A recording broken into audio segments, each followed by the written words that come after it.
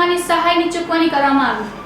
શ્રી કચ્છ જિલ્લા સહકારી દૂધ ઉત્પાદક સંઘ લી સરહદ ડેરી સાથે સંકળાયેલ નિયમિત દૂધ ભરાવતા પશુપાલકોના ન્યૂ ઇન્ડિયા ઇન્સ્યોરન્સ કંપનીમાંથી આકસ્મિક વીમા લેવામાં આવેલ છે, જેમાં કોઈ પશુપાલકનું આકસ્મિક મૃત્યુ થાય છે તો તેમના વારસદારને 1 લાખ રૂપિયાનું સહાય વીમા યોજના હેઠળ આવનારી લેવામાં આવી છે, જેમાં તારીખ 17 માર્ચ 2026ના રોજ મંડળીઓના દિવંગત સભાસદના વારસદારને 1 લાખ રૂપિયા વીમા સહાયની ચૂકવણી કરવામાં આવી।